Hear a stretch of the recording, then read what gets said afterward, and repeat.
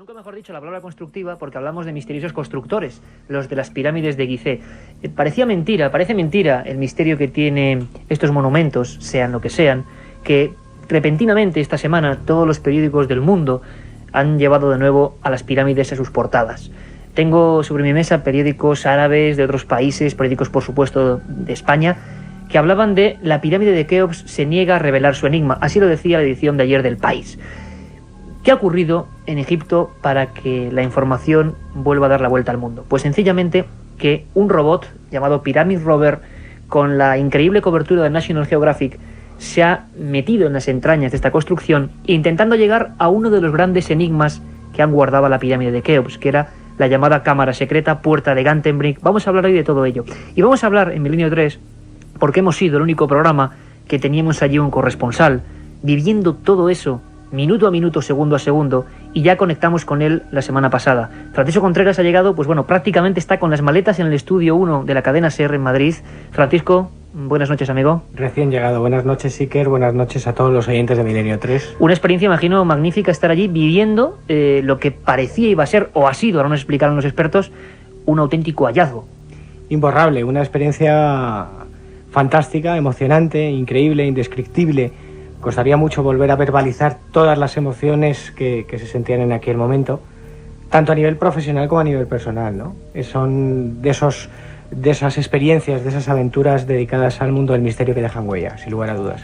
El Pyramid Rover era un robot, es un robot de pequeño tamaño, porque hay que visualizar un poco el conducto del que hablamos, un conducto ascendente que no se sabe muy bien qué sentido tiene, en mitad de esta construcción de lo que íbamos a hablar, y que al final, en el año 93, Rudolf Gantenbrink, un prestigioso ingeniero, descubrió que se frenaba por una puerta, como ha contado Carlos Barroso en esta introducción. Una puerta que no sabemos a dónde va ni de dónde viene, y sobre todo qué contiene en su interior.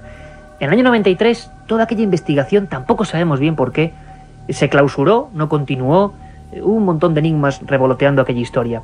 Y después de 10 años, tampoco sabemos por qué, una década después prácticamente, el gobierno egipcio y National Geographic abren esa puerta y se encuentran con un gran misterio. Un misterio del que vamos a hablar, y un gran misterio que es en sí la vida, la construcción, el ejemplo increíble de tecnología e ingeniería que está levantado en el desierto. Y para eso nos hemos juntado alrededor de esta mesa llena de cuadernos, papeles, anotaciones, billetes de avión. Los viajeros, los expertos, los que conocen Egipto a la perfección, nos van a contar por qué de ese misterio, qué se oculta o qué se cuece en las arenas del desierto. Y tenemos ya con nosotros también, a mi izquierda, a don Javier Sierra, compañero de este programa, que sigue muy de cerca todos los viajes, todas las historias en las que se embarca Milenio 3. Por vez primera, no era él el que estaba fuera de España transmitiendo con un micro de la SER. Javier, buenas noches. Hola, buenas noches.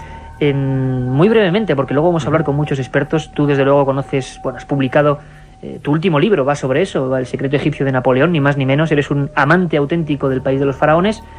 ¿Cómo se te queda el cuerpo con esta transmisión, que hay que decir que era, creo que para más de 100 países, para todo el mundo, una expectación tremenda? El robot por fin entraba en la cámara secreta. A ti, no sé, ¿qué titular podrías darnos de todo lo que ha pasado?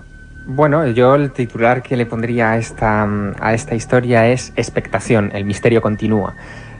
Y pondría este titular después de analizar un poco su historia. Hay 3 fechas clave en este asunto a tener muy en cuenta y que la prensa en general ha obviado. La primera es en 1872. Hasta 1872 esos canales no existían. Fueron los hermanos Dixon los que, buscando una cámara secreta, ellos estaban convencidos de encontrar un tesoro dentro de la cámara de la reina, golpeando en la pared, dieron con 2 zonas huecas. 2, no una. Una en la pared sur, que es la que ha explorado National Geographic y que ha transmitido estas imágenes, y otra idéntica en la pared norte. Esa es la primera fecha. La segunda fecha importante de esta historia es en 1993, cuando Rudolf Gantenbrink consigue burlar a los ingenieros que construyeron la pirámide. Demostró 2 cosas.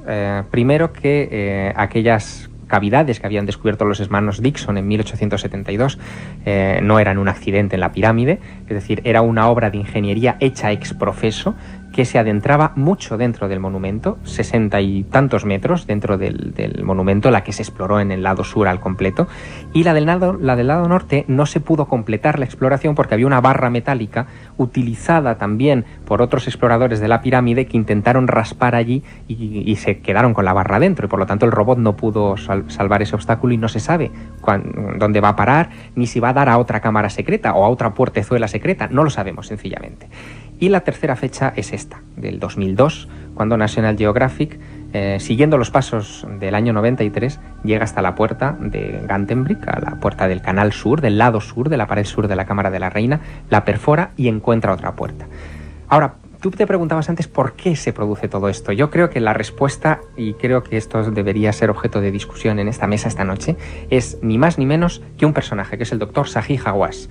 Zahi Hawass pone en marcha todo el mecanismo con National Geographic para hacer esta exploración justo unos meses después de que sea nombrado el máximo responsable del Consejo Superior de Antigüedades en Egipto. Es decir, cuando él tiene el dominio, la potestad de decidir cuándo se puede hacer una excavación o una exploración y cuándo no, decide hacer esto.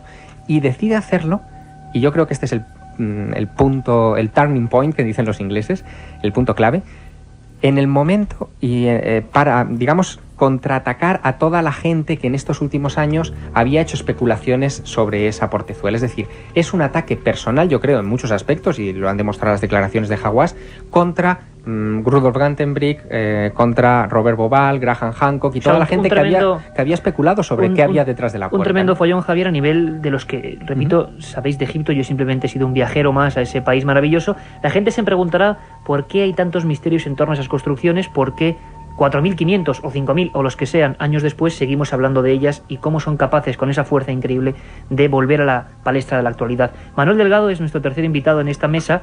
Vamos a tener más y os aseguro que habrá sorpresas, que ha viajado unas 50 veces a Egipto, ni más ni menos, y que conoce muy bien a este personaje que de alguna forma ha vuelto a la palestra, Gantenbrink, ese personaje, ese ingeniero que en el año 93 se encuentra con una puerta, hay que dejarlo muy claro, o lo que parece ser una puerta, que conduce hacia algún lado que quizás nos mostraría un lugar, una cámara, lo que sea, que podría cambiar la historia. Manuel Delgado, buenas noches. ¿Y quién es Gantenbrink?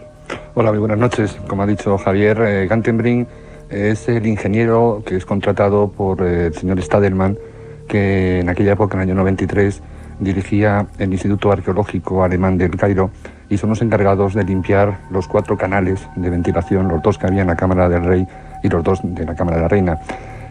Los millones de turistas que hemos ido a Egipto, lógicamente por la sudoración y sobre todo por la respiración, estábamos impregnando de sales toda la pirámide, y la verdad es que todas las rocas estaban sufriendo muchísimo.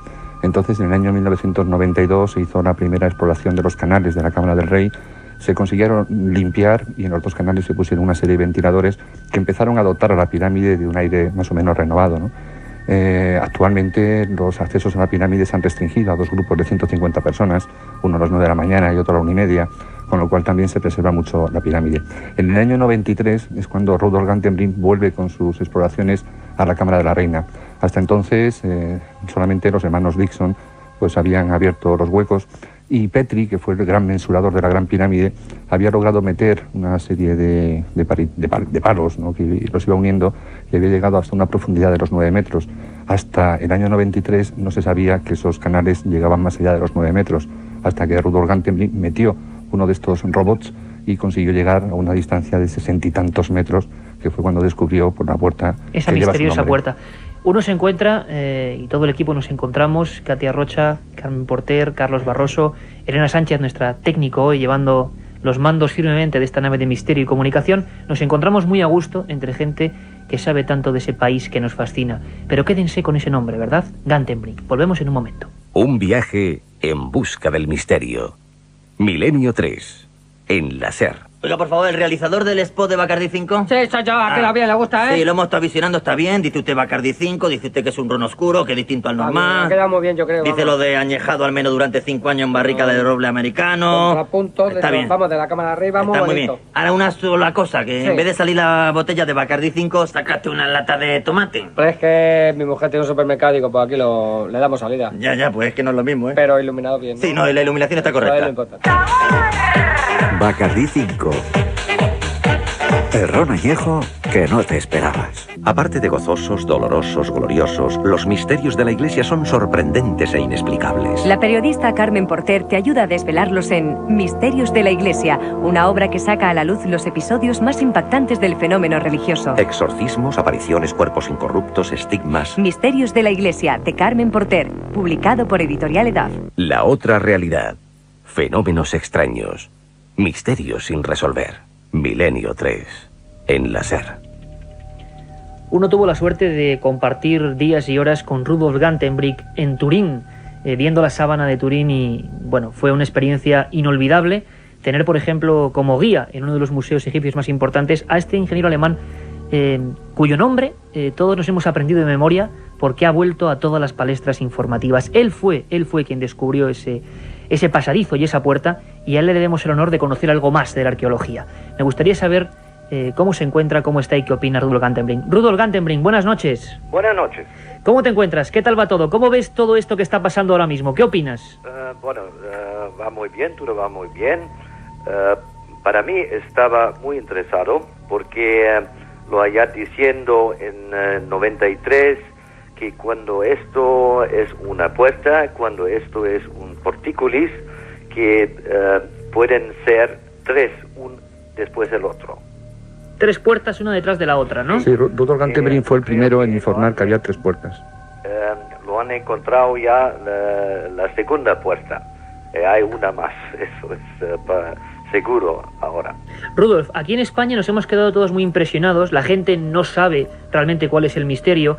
Incluso ha habido un poquito de tristeza o decepción porque la gente pensaba que ese robot iba a entrar, pues no sé, a una sala gigante con sarcófagos, con tesoros, y lo que vimos, lo que las imágenes, que no lo hemos dicho todavía, de National Geographic nos mostró, es una oscuridad, una especie de cámara.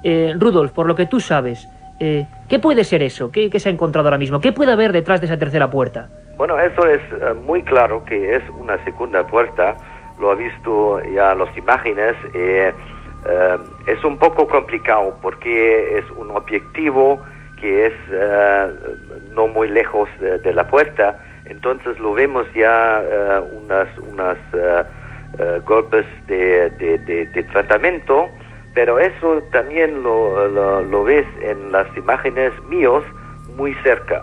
Entonces estamos muy cerca, pero muy lejos lo vemos exactamente, es exactamente la misma puerta que lo ha encontrado en 93. Rudolf, tú y yo hemos especulado muchas veces sobre la posibilidad de lo que hubiera detrás de esas puertas. No lo ha especulado en este fase, pero ya después este descubrimiento, ahora lo puedo decir algo más, porque una cosa que es claro, que tenemos ahora dos puertas. Entonces, cuando hay dos puertas, tiene que ser tres puertas. Y tres puertas, portícolis, están siempre y solamente enfrente de una tumba. Hablabas de una posibilidad que hasta entonces no se había dicho y que todavía muy poca gente conoce. Si existe una tumba, ¿quién puede haber enterrado ahí detrás? Y la verdad es que lo que nos vas a comentar en este momento, que a nosotros ya nos has contado hace algunos años, es una primicia, sobre todo para España, no sé si para el resto del mundo, pero la verdad es que tu hipótesis cada vez va resultando más interesante. ¿Nos puedes decir, para todos los oyentes de Milenio 3, cuál es tu hipótesis de quién está enterrado detrás de esas tres puertas, la primera de las cuales lleva tu nombre para la historia? Para mi opinión está la madre de Keops, Hetepérez. La madre de Keops. Sí. Esto explicaría, porque hay que tener en cuenta que la Gran Pirámide es la única pirámide que hay en Egipto donde existen estos mal llamados canales de ventilación. Entonces, si la madre de Keops estaría enterrada al final del canal sur de la Cámara de la Reina, ¿quién debería estar al final del canal norte de la Cámara de la Reina? Para mi opinión es una pequeña estatua de Osiris. Con lo cual... Pero eso para explicar por eso yo escribo un libro en este momento. Es un poco complicado, pero tú lo conoces un poco, la historia de la tumba de G.T. Pérez, que lo han encontrado un sarcófago. Lo explicas un poco porque mi castellano es muy mal. No, pero se entiende muy bien, gracias. Sí. Tú lo explicas un poco que lo han encontrado el grupo de Reisner. Sí. La tumba que estaba sin el cuerpo. Efectivamente, lo que quieres decir es que en las pirámides, al lado de las pirámides satélites situadas en la cara oriental de la Gran Pirámide, se encuentra un pozo donde se encuentran Reisner, este arqueólogo, pues descubre los vasos canopes con los restos, con las vísceras de la madre de Keops, de G.T. Pérez. Se descubre también una especie de tesoro funerario donde existen joyas que aparecen allí, y eso prueba, por supuesto, que no ha habido violadores de tumba. Se encuentran algunos mobiliarios que están hoy en día expuestos en una sala del Museo del Cairo, como puede ser unas parihuelas para llevarla a ella en una especie de silla. Existe también, creo recordar, Javier, una especie como de tumbona. Existe también una serie de baúles, existe también una especie, bueno, algunas cosas, sí, pero sí, no se encuentra el cuerpo. Y eso es algo que siempre ha llamado la atención. O sea, una cosa importante, Manolo, para que la gente... Se encuentra intacta. No hay ningún cuerpo de nadie dentro de la Gran Pirámide. Cuando se descubre, no se ha descubierto nunca ningún cuerpo concreto dentro de la pirámide, porque la gente es que no sabe esto. Claro. No, estamos hablando fuera de la pirámide, donde están las pirámides satélites. Ahí se encuentra un pozo que tiene todo el ajuar funerario de esa madre de la madre de Keops, de G.T. Pérez, pero no se encuentra la momia. Entonces, lo que quiere explicar Rudolf Gantenbrink es que estaba detrás de esa puerta. Si esa tumba estaba inviolada... tenemos que decir que la última teoría, porque no lo han encontrado el cuerpo, es de Mark Lehner, es muy aceptado, sí, es que la momia estaba parcado para un tiempo en esta tumba. Lo que quiere decir Gantenbrink es que Keops fue la persona encargada de sacar a la madre de ahí para colocarla en la Gran Pirámide, ¿no, Rudolf? Exactamente, sí. Bueno, algo realmente espectacular, perdón un momento, Javier, pero hay que decir que estamos hablando con el verdadero descubridor, siempre hay que decirlo, de esa puerta que ahora ha dado la vuelta al mundo, que National Geographic ha abierto. Estamos hablando de Milenio 3 para toda España y para todo el mundo, con Rudolf Gantenbrink, que nos expone por vez primera aquí a todos los radioyentes esa teoría de lo que quizás dentro de 10, 15 años, no sé cuándo, se podrá descubrir o podremos saber. Javier Sierra, ¿querías comentar algo? Sí, yo le quisiera hacer una pregunta a Rudolf Gantenbrink. Buenas noches, Rudolf. Buenas noches. La pregunta es si tu teoría es correcta y se encuentra el cuerpo de G.T. Pérez, la momia de G.T. Pérez en esa cámara secreta, entonces tenemos ya que deducir que efectivamente la Gran Pirámide es de Keops. ¿O no es así? No, es de Keops, porque lo conocemos, la cámara de Keops, conocemos el sarcófago de Keops, todo eso conocemos, pero es una tumba doble. ¿Una tumba doble? Exactamente. ¿De la madre y del hijo? De la madre y del hijo. Realmente impresionante. Me permitís, Rudolf Gantenbrink, es un placer y me gustaría solamente, estoy seguro, porque nos lo han preguntado muchas personas a través del correo electrónico. Una pregunta tiene todo el mundo en la cabeza, Rudolf, y ya para despedirnos. ¿Por qué demonios no seguiste las investigaciones en el año 93 y por qué se ha tardado 10 años en volver a abrir esa puerta? ¿Por qué no lo has hecho tú y por qué se han tardado 10 años? Bueno, eso lo tienes que preguntar el grupo, el doctor Hawass, porque yo lo creo que esto estaba muy tonto porque tengo mucha experiencia y ahora lo vemos que... yo soy la única persona que ha hecho una prognosis que estaba correcto, porque lo diciendo ya en 93 que cuando esto es un particulis es muy probable que hay 3. Bueno, este prognosis estaba bien, ¿no? Lo hemos encontrado una otra puerta.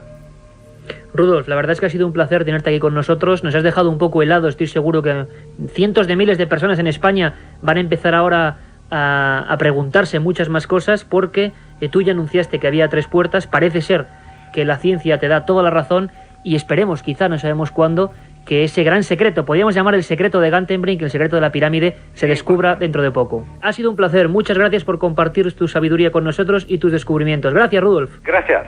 Un viaje en busca del misterio. Milenio 3, en la SER. Din don din, din don din. Último aviso para el pasajero Gervasio Pons. Llevamos 20 minutos esperándole en el avión, juez, ya le vale, ¿no? Din don din. Aguante un poquito que me acabo de pedir un Bacardi 5, hombre. Din don din. Oiga, Gervasio, que ya está bien, ¿no? Din don din. Voy. ¿Qué Bacardi 5, hombre? Que está añejado en barrica de roble americano, no voy a tirar la cosa. Din don din. Gervasio, nos vamos. Una lagrimita me queda. Ah, se siente. Din don din. ¡Me que trefe! Bacardi 5. El ron añejo que no te esperabas. Una circunferencia de 1 metro. Me llegó a cegar los ojos y quedé casi inconsciente. Sobre el fenómeno ovni no existe término medio. O crees o no crees. En ambos casos, el libro Encuentros de Iker Jiménez resulta apasionante. Encuentros, la obra más completa sobre ovnis en España, desvela más de 300 casos y casi 400 fotografías. Y además incluye un CD con 80 minutos de reveladores testimonios. Encuentros de Iker Jiménez, publicado por editorial EDAF. La otra realidad. Fenómenos extraños. Misterios sin resolver. Milenio 3. En la SER. Más misterios que nunca y más arqueología prohibida que nunca. Rudolf Gantenbrink descubrió en el año 93 ese pasadizo y bueno, no sabemos por qué, pero hasta una década después no se ha vuelto a abrir. Y cuando se ha abierto parece ser que se le tiene que dar la razón. Francisco Contreras estuvo allí viendo esa apertura. Hicimos un programa especial a las 4 de la madrugada viviendo en vivo con Roberto Sánchez todo lo que pasaba desde ese lugar del Cairo. Tú personalmente te quedas con una sensación... Tenemos incluso, Francisco, un documento, y quizás nuestra técnico Elena Sánchez puede poner ese documento. Este es el momento, y ahora nos va a explicar Francisco, en que el robot entra dentro, rompe ese bloque y entra dentro de la, vamos a llamar, cámara secreta o subcámara, o como ahora nos expliquen, y lo que ocurría en el Hotel Mena House con periodistas de todo el mundo, entre ellos, por supuesto, Francisco Contreras. Esta era la sensación del momento. Francisco, ahora es el momento en que toda la gente... Este fue el gran momento de la noche, que todo el mundo esperaba. Se está haciendo público el momento en que ese Pyramid Rover entra dentro. Había alrededor de unos 45 medios de comunicación acreditados. La cadena SER Milenio 3 era el único español, junto con Más Allá, a nivel de prensa escrita. Y la verdad porque es que tú ibas para Más Allá y para la cadena SER. Efectivamente, hay que decirlo, hay que ser justos. Y fue un momento colosal, indiscutible y pocas veces he visto algo así, ¿no? La expectación era de tal magnitud, es decir, la gente esperaba algo tan grandioso al otro lado de la puerta de Gantenbrink que nadie esperaba llevarse un chasco así. Absolutamente ¿Por qué nadie... chasco? ¿Qué es lo que se ve, Francisco? Es decir, haznos un poco la fotografía. Ese robot sube los 65 metros, creo que son, y rompe el taladro y entra. El canal, efectivamente, lo decía antes Javier y Manolo, mide 65 metros. El Pyramid Rover ascendió poco a poco y además se vieron pequeñas pantallas de cómo iba ascendiendo esos 65 metros. El tamaño del canal de ventilación es de 15 por 20 centímetros. Iba poquito a poquito subiendo mientras hacían otras conexiones simultáneas con el cementerio de los trabajadores, donde iban a abrir un sarcófago con 4.500 años de antigüedad, y hacían pequeñas introducciones a modo de Indiana Jones, presentando a Zai Hawass, del cual luego hablaremos, a modo de Indiana Jones, que además daba vergüenza a veces ver cómo Hawass se movía pegando saltos entre las tumbas. Hawass hay que decir que es el jefazo allí en las pirámides, más o menos, para que la gente lo entienda. Pyramid Rover ascendía poco a poco y justo en el momento en el que se topó con la losa de Gantenbrink ya descubrimos algo que nos dejó anonadados, y es que habían taladrado esa losa. ¿Cuándo lo habían hecho? Yo especulo... Un poco bestialidad arqueológica, ¿no? Meter un trépano ahí, no había sí, otra porque forma, las noticias que teníamos todos, incluidos los medios de comunicación allí, es que había una fibra óptica con una cámara de vídeo que se iba a introducir por la grieta que hay en la parte derecha, en la parte inferior derecha. Nadie se esperaba en absoluto que fueran capaces de taladrar esa losa, entre otra serie de cosas, porque eso ya pone incógnitas sobre la mesa. Para taladrar una losa ya han tenido que medir qué puede medir esa losa. Es decir, esto empieza a generar ya especulaciones. Por ejemplo... ¿Y qué se ve, Francisco? ¿Qué es lo que veis allí en el Mena House? El agujero que ya habían taladrado, y la cámara que portaba el Pyramid Rover era una especie de bastón, un periscopio, un catalejo de unos 50-60 centímetros de largo. Se introduce, la imagen es increíble porque ves cómo va atravesando esa losa de color blanquecino. Hay un momento pleno de oscuridad. ¿Qué es la cámara, eso, lo que haya? Ahí se hizo completamente el silencio. Yo creo que todos en esa sala, en la sala Califa, teníamos el corazón en un puño. Y de repente aparece un fogonazo de luz, primero muy tenue, pero luego un gran fogonazo de luz que nos muestra otra puerta. Ese momento el que hemos escuchado es cuando los más de 40-45 medios de comunicación pegábamos una gran exclamación diciendo ¡oh, qué es esto! Porque yo creo que todos, en definitiva, esperábamos algo más. Fran Contreras, a mí me gustaría hacerte una pregunta que creo que es importante para luego desarrollar un poco el diálogo. La cámara se introduce, se ve esa segunda losa blanca, que es como originalmente debía ser toda la Gran Pirámide, que ahora está un poco más erosionada, digamos, por el correr de los años y las circunstancias meteorológicas.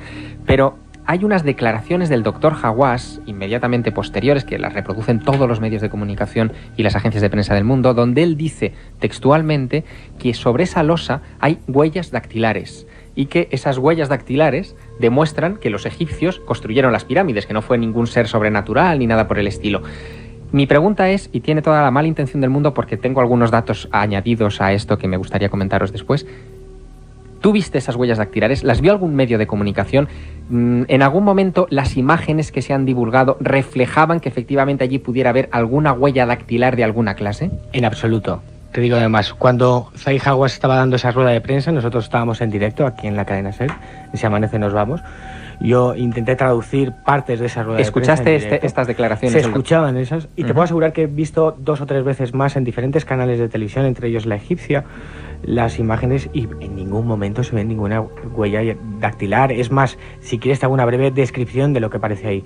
Una piedra de yeso rasgada, en todo caso, pero ninguna huella dactilar. Ninguna huella dactilar. De momento, informaciones contradictorias. Continuamos en este debate a fondo sobre el misterio último de las pirámides. Un viaje en busca del misterio. Milenio 3, en la SER. Continuamos aquí, Milenio 3, en este programa especial, abordando todo lo que ha ocurrido en Egipto y de lo que se han hecho eco todos los medios de comunicación nacionales e internacionales. Y hablábamos incluso con el ingeniero Rudolf Gantenbrink, descubridor de esas misteriosas puertas que conducen, vaya ustedes a saber a dónde. Manuel Delgado, ¿tenías alguna intención de decir algo sobre lo que nos ha comentado Gantenbrink? ¿Tú cómo se te queda el cuerpo? ¿Tú sabías? ¿Tenías mucho contacto con él? Claro, para los que somos un poco profanos, ¿no? Lo que nos ha dicho es una tremenda herejía, puede tener algo de certeza científica, ¿lo admite eso la ciencia? Que haya una... Hombre, Rudolf Gantenbrink no es amante de los misterios, o sea que él y yo tenemos nuestros puntos de vista diferentes. Yo opino que la pirámide no tiene la antigüedad que se le atribuye a la arqueología, sino que es muy anterior. Incluso, bueno, discutimos, pero él ha visto que él afirma incluso que la pirámide hizo Keops, en fin. O sea, tú dices, no viajero, explorador, avezado, una de las personas, imagino que de España, que más ha viajado a Egipto, que no la construyó Keops. No, es una hipótesis de trabajo. Es una hipótesis, Todavía que estaba existe, antes. Todavía existe un gran problema entre asimilar lo que sabemos que son las herramientas de los egipcios de la Cuarta Dinastía con las obras que existen allí en la pirámide. Existen unos taladros, unas perforaciones que es imposible incluso para la tecnología actual. Existen unos cortes de piedra hechos con sierra que es imposible que lo construyeran con cobre.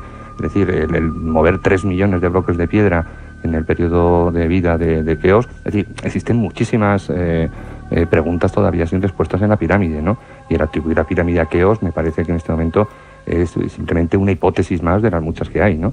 Deberemos seguir investigando. Incluso el que exista una cámara detrás de estos canales de ventilación podría indicar lo que indican muchísimas personas, que existen otros lugares por donde se pueden acceder a estas cámaras. Es decir, por un canal de 22 centímetros por 22 centímetros es imposible que quepa nadie. Lo que pasa es que a la cámara de arriba sí se puede acceder. Hay que tener en cuenta que por estos canales habría que recorrer 65 metros para llegar a esa cámara, pero desde la parte de fuera tan solo hay que recorrer 15 metros. Y entonces, bueno, aquí la gente sabemos que sabían perforar perfectamente y sabían que se podía llegar a otros lugares. Es decir, el que existan cámaras dentro de la Gran Pirámide no implican que aquellas personas que las construyeron fueron los constructores de la Gran Pirámide. Claro, pero lo que ocurre, Manuel, y quizá lo que la gente, los miles de personas que nos siguen ahora y que no se ven de esto, están diciendo, bueno, pero en las pirámides no había sarcófagos, tumbas, no se enterraban los reyes. Bueno, hay teorías para todos los gustos y bastante inquietantes, teoría, ¿no? El sarcófago, por ejemplo, de la Cámara del Rey está sin acabar, por ejemplo, ¿no? Además, no existe un solo jeroglífico dentro de la Gran Pirámide. Existen problemas, por ejemplo, cuando valoras, porque no solamente la Gran Pirámide, son las 3 pirámides que hay en Giza, ¿no? Cuando la pirámide de Kefren, en su interior no existe el más mínimo jeroglífico. En cambio, sabemos que la tumba de Merisag, la esposa de Kefren, está absolutamente repleta de jeroglíficos. Claro, extraña, Estamos ¿no? viendo que existen dos concepciones absolutamente extraña distintas. Que si fueran tumbas, tal y como nos han enseñado los libros de texto, pues no dejaran prácticamente ninguna seña con lo vanidosos que debían ser esos faraones, ¿no? Yo creo que bueno, la conversación, no sé si os apetece que la dirijamos por este lado, ¿no? Pero en primer lugar... Os pediría un momento, por favor, Manuel, porque para acabar un poco la polémica de lo que ha pasado estos días, porque y haremos más de un programa sobre la pirámide, y ojalá hagamos uno desde allí. Pero para acabar, y volvéis a opinar libremente, porque esto ya nos penetramos, nunca mejor dicho, en lo que es el misterio de la propia pirámide en sí, ¿no? Pero para acabar, como decía, con la polémica de ese robot, ese túnel que pasa, me gustaría contar con la opinión también de un buen amigo, Nacho Ares, director de la prestigiosa revista de arqueología, que nos decía lo siguiente. Sin embargo, aunque si bien es cierto que como pudimos ver todos en directo, no había ni ninguna escultura, ni ningún texto, ni ningún papiro, ni ningún tesoro relacionado con la pirámide, no es menos cierto que desde el punto de vista arqueológico el hallazgo de otra puerta sí que nos acerca más a una realidad egiptológica mucho más cercana a lo que es la arquitectura propia de este tipo de cámaras secretas, entre comillas, que había en los monumentos en Egipto. Es decir, es muy posible que si nosotros perforamos esta segunda puerta incluso haya una tercera, y detrás de esta tercera una cámara en donde seguramente una especie de cenotafio o una habitación ritual podemos encontrar, ahí podemos especular, pues abriendo posibilidades a que sea una tumba cenotafio de Keops o de alguna otra persona relacionada con la Gran Pirámide. El misterio de una pirámide inmensa, su base creo que es como 8 veces un campo de fútbol, imaginemos el Santiago Bernabéu, que se construye hacia las alturas y que además aparentemente los que vinieron después pues no sabían realmente volver a hacerlas, porque los que vinieron después, los faraones que vinieron después, no alzaron cosas más maravillosas. Oíamos a Nacho Ares, director de la revista de arqueología, y todos repiten, y yo me pongo siempre desde el punto de vista del periodista, que le interesa lo que vosotros expertos sabéis, ¿por qué hablan siempre, Javier, de 3 puertas? Nacho decía, se ha descubierto otra, entonces hay 3. ¿El 3 tiene algún significado concreto? Bueno, hay una cosa que es muy interesante, y es que si realmente son 3 puertas las que hay en ese canal sur de la Cámara de la Reina, en realidad se está repitiendo un patrón que está dentro ya de la Gran Pirámide. Es decir, antes de acceder a la Cámara del Rey, lo que existían eran 3 portezuelas de granito que caían a peso, guiadas por 3 raíles. Hoy en día las portezuelas han desaparecido, los raíles se ven y se conoce la existencia de ese mecanismo. Pero esto, a mí me gustaría enfatizar una cosa que no se ha dicho. Toda esta información que nosotros estamos discutiendo aquí en este momento, incluyendo lo de las 3 puertas, la hipótesis de una cámara, la tumba que nos ha adelantado Rudolf Gantenbrink, que podía estar ahí como hipótesis de trabajo, todo esto no es sino la punta del iceberg y pequeña de toda la información que está cosechando National Geographic. Lo que se emitió por televisión a principios de esta semana, en realidad es simplemente el exponente visible de una campaña de investigación que lleva muchos días, incluso semanas y meses realizándose. Y es más, el pasado jueves estuvo en Madrid Mark Lehner, que es uno de los jefes ideológicos de todo este asunto, junto con el Dr. Hawass, arqueólogo norteamericano que lleva muchos años... La persona fuerte de National Geographic en este asunto. Efectivamente, desde el año 79 está trabajando en la meseta de Giza en múltiples facetas, incluyendo la Esfinge y las pirámides. Y Mark Lehner, yo le pregunté mucho sobre esta información que se ha escamoteado hasta ahora a los medios de comunicación y que National Geographic irá dosificando a su conveniencia, y le pregunté sobre este asunto, y él me dijo que el canal norte, el que está enfrente de la Cámara de la Reina, también había sido explorado. ¿También? No se ha llegado hasta el final porque tampoco se ha podido vencer ese obstáculo, pero aportaba un dato muy interesante. Parece que el canal norte se mueve en zigzag. Hay al menos 3 recodos antes de enfilar el ascenso, y esto es algo que se ha filmado en este momento. Es que tiene que evitar la Gran Galería. Sí, sí. Además te puedo dar yo pruebas fehacientes de lo que está diciendo Javier. Que antes estaban haciendo exploraciones que nos han contado. Yo llegué al Cairo el sábado, el mismo domingo me pude colar, después de varios pericuetos, varias tramitaciones en la Cámara de la Reina, para ver cómo los propios ingenieros y técnicos de National Geographic preparaban ese programa y preparaban el Pyramid Rover, qué estaban llevando a cabo. Y fue espectacular ver filmaciones en las que se veía ya al Pyramid Rover atravesar todo, ascender por esos 65 metros. Tú ten en cuenta que en agosto a los agencias... Además que es televisión, que había que tenerlo muy bien preparado, incluso técnicamente. Hay un montón de datos que se... Pero esto nos lleva a un territorio que no está valorado en la prensa, pero que quizá el bueno de Fran hay un montón de datos nos va a introducir que siembran dudas. Por ejemplo, en agosto a las agencias, a los medios de comunicación, se les dejó tocar y jugar con el Pyramid Rover. Eso me lo dijeron todos los compañeros que tenía en la sala Califa. A todos se les enseñó cómo ascendía el Pyramid Rover por esos 65 metros, con lo cual nadie deja tocar algo si no lo ha probado antes.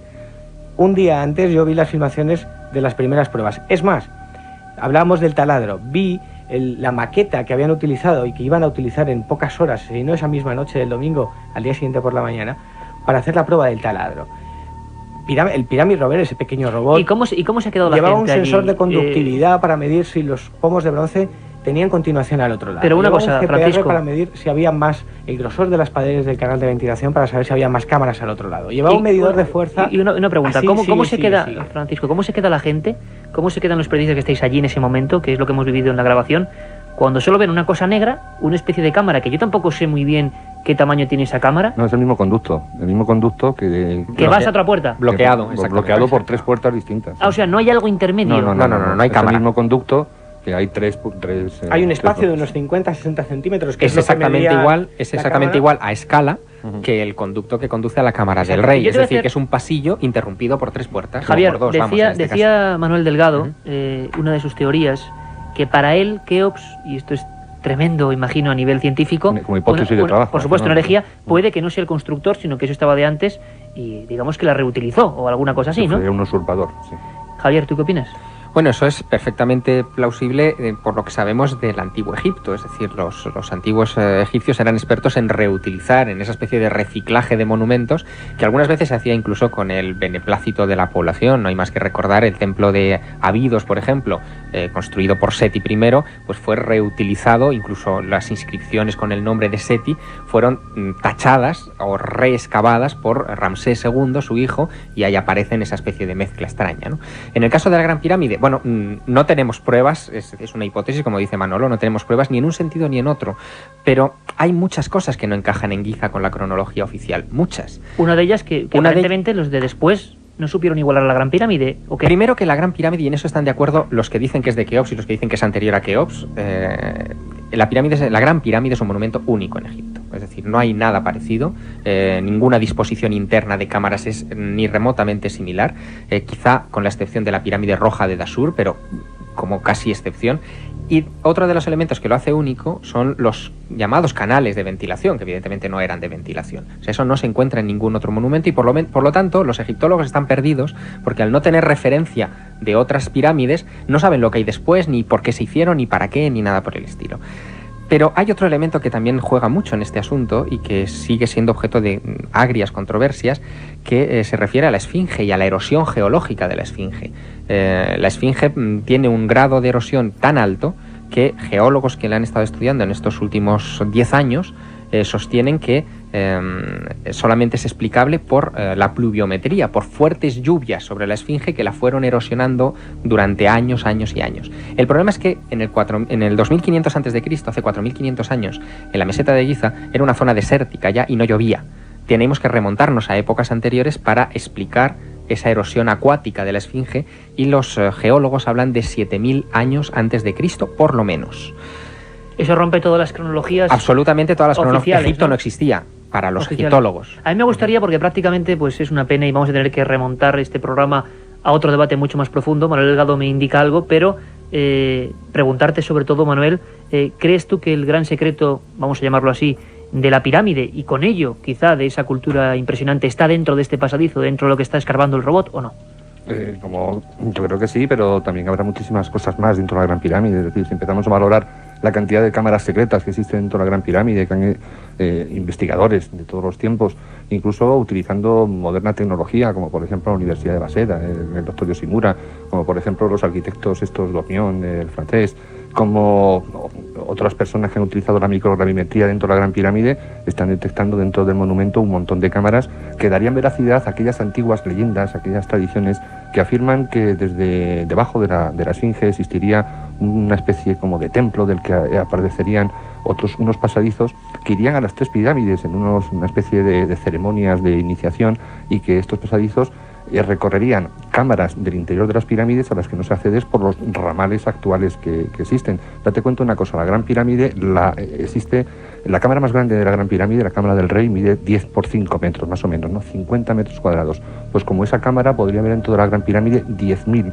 por las proporciones del monumento. Es decir, estamos absolutamente perdidos. Lo que a mí me gustaría... Hay un terreno completamente desconocido, de piedra, que no se ha explorado para nada, ¿no? Absolutamente. Lo que a mí me gustaría, independientemente de que en otro programa valoremos un poco la Gran Pirámide y todas estas elucubraciones, hipótesis de trabajo, etcétera, sería un poco abandonar el tema este del robot con algo que creo que no está saliendo en los medios y que para mí es algo muy significativo, ¿no?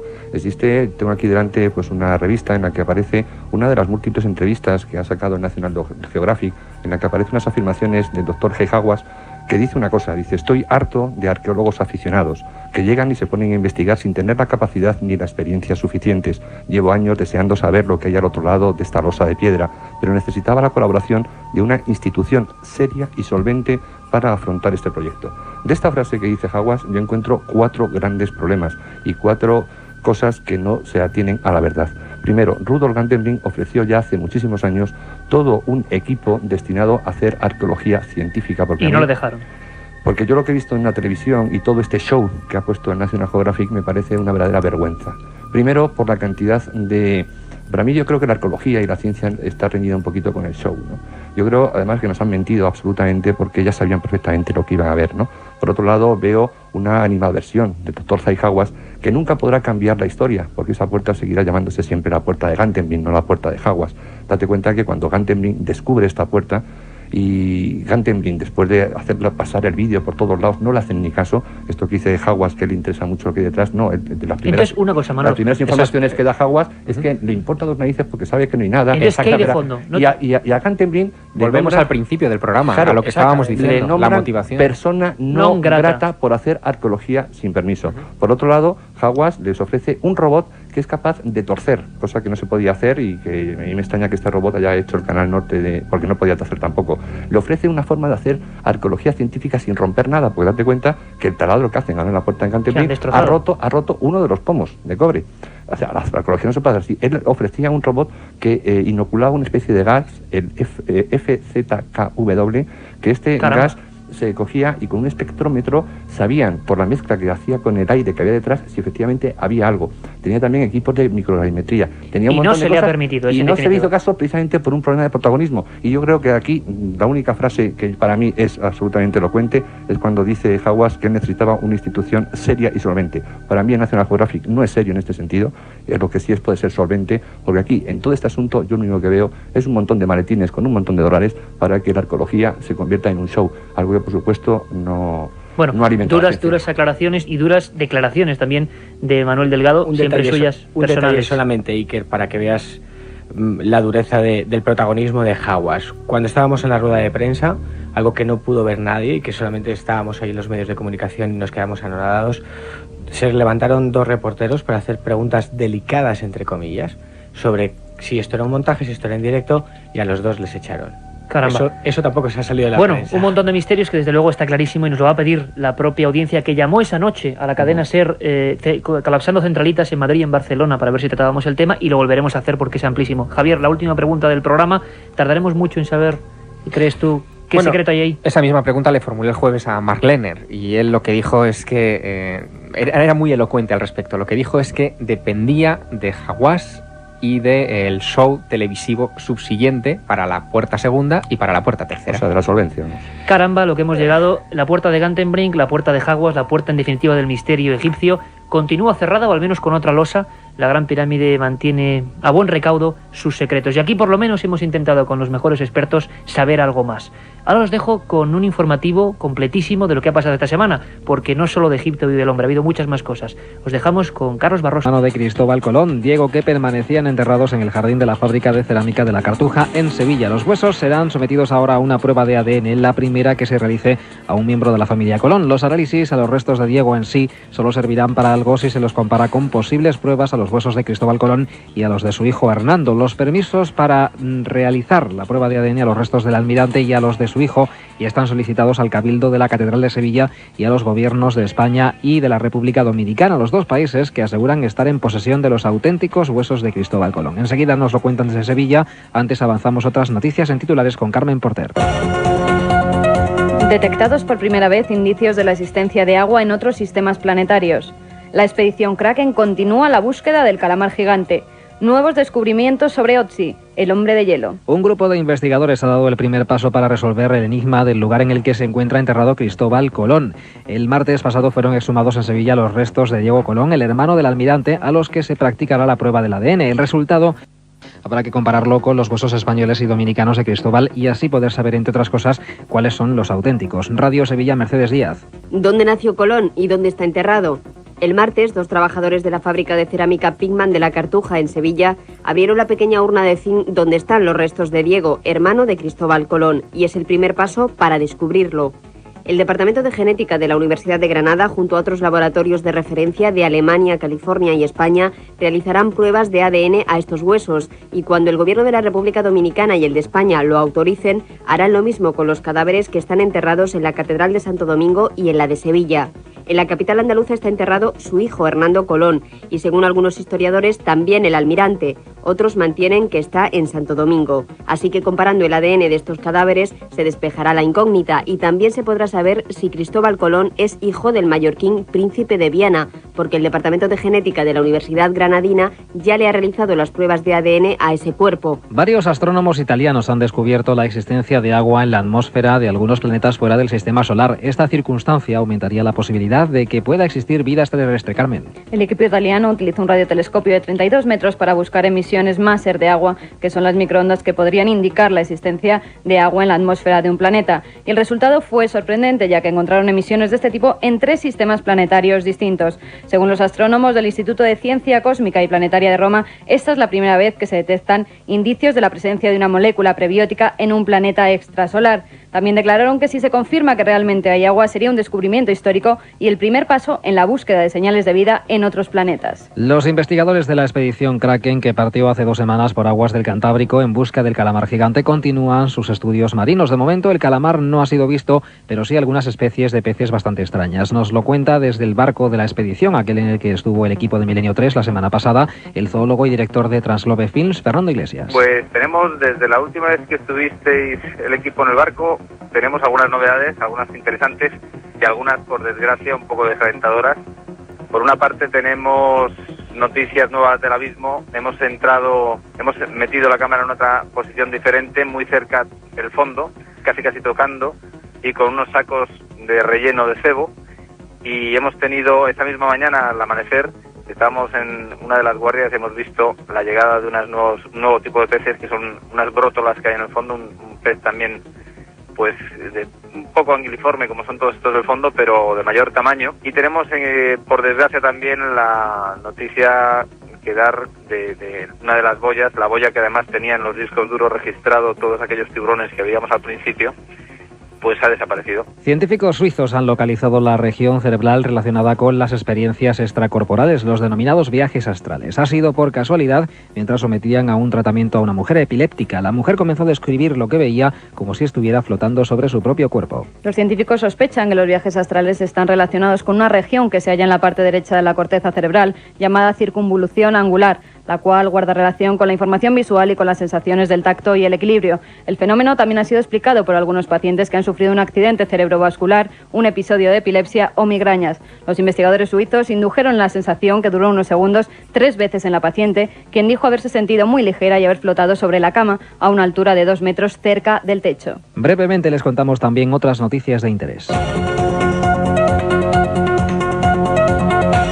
Investigadores italianos desvelan el menú de la última cena de Ötzi, el hombre de hace 5.000 años que fue hallado en los Alpes en 1991. El equipo de la Universidad de Camerino de Italia analizó los contenidos de su intestino grueso y delgado y hallaron pequeñas piezas de músculo de un venado rojo, así como residuos de granos. También encontraron polen, lo que sugiere que Ötzi pasó tiempo en un bosque antes de morir. Los científicos han asegurado que no murió en un ritual, sino que falleció a causa de la flecha que se le clavó en el omoplato de su hombro izquierdo, por lo que podría haber sido víctima de la rivalidad de otros cazadores de animales. Y la Tierra podría tener una segunda luna. Un aficionado en astronomía fue el que halló lo que podría ser una nueva luna para la Tierra. Los astrónomos en un principio especularon que podría tratarse de un pedazo de roca atraída por la gravedad de la Tierra o también chatarra de un cohete proveniente del espacio. Pero tras observarlo minuciosamente se dieron cuenta de que su posición no concuerda con ningún trozo de chatarra conocido hasta el momento. Si se descarta la posibilidad de que se trate de chatarra espacial y efectivamente es un cuerpo celeste, el J002E2 se convertiría en el tercer satélite natural de la Tierra. Es todo por esta semana. Las noticias de Milenio 3 regresan como siempre en 7 días.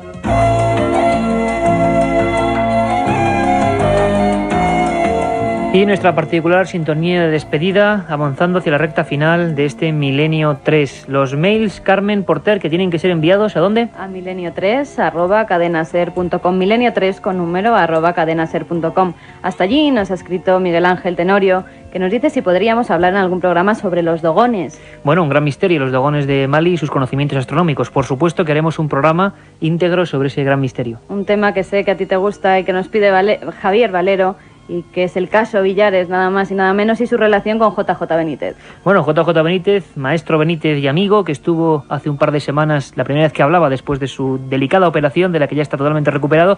Hablaremos de este caso, que os puedo decir que nos toca bastante así como de cerca. Jaime Racero Valles nos dice si podríamos repetir el nombre, el título de los libros del 11 de septiembre que dimos en aquel programa. Pues sí, tuvimos además, los tuvimos aquí a Luis Rojas Marcos, ese Más allá del 11 de septiembre de Espasa Calpe y por supuesto mi Dios favorito de Juanjo Benítez. Fueron los libros de los que hablamos hace 2 semanas. Y mucha gente nos ha pedido la dirección donde pueden acceder y donde pueden ver las imágenes del calamar gigante. ¿Cuál es, Iker? Bueno, hace una semana estábamos ahí en alta mar y hay que ayudar a esta gente, auténticos aventureros en el siglo XXI, hay que apoyarles a muerte. Traslobe Films y proyectokraken.com, ahí podéis escribir y bueno, lanzarles vuestro apoyo, vuestras sugerencias, serán bien recibidas. Álvaro Romero nos pide un especial de espíritus, apariciones y poltergeist españoles. Bueno, pues lo habrá y con una información exclusiva y hay que decirlo, vosotros lo habéis querido, luego son programas tremendamente tenebrosos pero apasionantes. Katia Rocha. Buenas noches, 91 532 45 32. Lo primero, repítelo. Lo primero, 91 532 45 32. Tuvimos un pequeño problema técnico con el contestador, ya está solucionado. Nos pueden llamar a este 91 532 45 32 o bien a la dirección de correo postal Gran Vía 32 octava.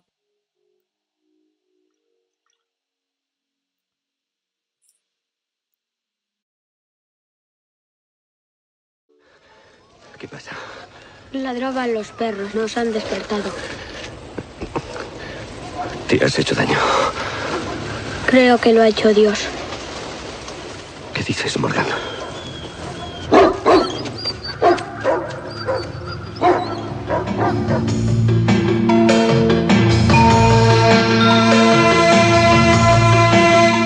La nueva superproducción de Hollywood, Señales, ha reabierto la polémica en torno al misterio de los círculos en las cosechas. Los primeros pictogramas comenzaron a surgir a finales de los 70 en la campiña inglesa. Sus formas eran básicas y rudimentarias, dando la impresión de que algo venido del cielo se hubiese posado sobre el terreno. Con el transcurrir de los años, las formas fueron haciéndose más complejas, a modo de signos imposibles de descifrar. Las teorías hablaban de fraudes intencionados o incluso de un mensaje de la propia Tierra, una llamada de auxilio y alerta dirigida a la humanidad destructora.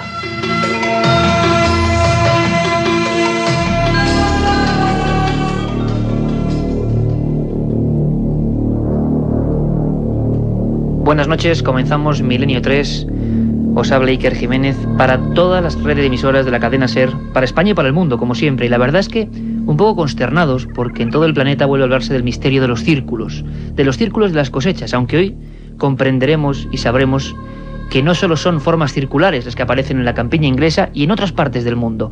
Esta película de Hollywood, de la que nos hablaba Carlos Barroso en la introducción, ha servido para, bueno, quizá concienciar a personas de todo el mundo de que algo está ocurriendo en algunos enclaves concretos. Es un misterio para el que todavía no hay solución, pese a quien pese. Es un enigma que, bueno, prácticamente en muchos foros se sigue pensando que es un fraude. Hubo una noticia, y hablaremos de eso, de que 2 ancianos ingleses, vigorosos ellos, con unas tablas y unas cuerdas, hacían estos pictogramas, estas figuras, estos símbolos realmente espectaculares. Ha habido un reportaje que ha servido periodísticamente para poner también, porque no solo de Hollywood vive el hombre, desde luego, un reportaje que ha servido para que mucha gente vea que hay misterio, vea imágenes, cosa que en la radio no podemos hacer. Podemos transmitir, pero no podemos ser tan certeros con la fotografía. Vamos a intentarlo esta noche de todas formas. Ese reportaje era de Susana Díaz, en El País Semanal. Una historia perfectamente trenzada, con documentación exhaustiva, y por eso hemos querido que esté en Milenio 3, que nos cuente pues muchísimas cosas de esta aventura periodística, reporteril en la que se ha metido. Susana Díaz, buenas noches, bienvenida a Milenio 3. Hola, buenas noches, muchas gracias. Toda una aventura hacer este reportaje, ¿verdad? Hacía mucho tiempo que un prestigiosísimo semanal como como el país semanal EPS no reproducía en sus páginas una cosa tan misteriosa, ¿no? Pues sí. ¿Cómo han sido las repercusiones? ¿Cómo han sido las repercusiones de este reportaje? Pues la verdad es que a lo grande por todas partes. Muchísima aceptación, porque la verdad es que es una historia que, si bien había gente que sí conocía, muchísima gente, la gran mayoría, nunca había oído hablar de la historia de los círculos. Y menos ver las fotografías, imagino, Y ¿no? menos ver las espectaculares figuras que se forman. Claro, porque las personas que seguimos de alguna forma el misterio, periodistas como este equipo, Carlos Barroso, Carmen Porter, Katia Rocha y este que os habla, pues la verdad es que, bueno, creemos muchas veces que la gente sabe o que tiene noción de las cosas, pero el impacto ha sido tremendo porque las personas han cogido el país semanal y han visto unas figuras en los campos que la expresión más común era: esto no puede ser humano, esto es algo maravilloso, increíble. Y aunque fuese un fraude, aunque fuesen esos viejecitos con las tablas, que creo que ya además han pasado el umbral de la vida, sería, bueno, pues digno de medalla, ¿no? Como decíamos antes a micrófono cerrado, porque las figuras son extensísimas. Ya no son solo círculos, ¿verdad, Susana? No, inicialmente eran círculos, pero cada vez, ahora mismo ya se denominan pictogramas. Su complejidad es increíble. Incluso, hay figuras con casi 400 círculos en perfecta estructura geométrica. Y no solamente son círculos, hay todo tipo de formas geométricas. Tú, como periodista, la pregunta es obvia y es lógica, después de hacer este reportaje, de meterte a fondo, y además en compañía de una magnífica investigadora que también nos acompaña aquí en el estudio y con la que vamos a hablar largo y tendido de este misterio. ¿Cuál es la conclusión a la que has llegado, si un periodista puede llegar a veces a conclusiones respecto a este misterio?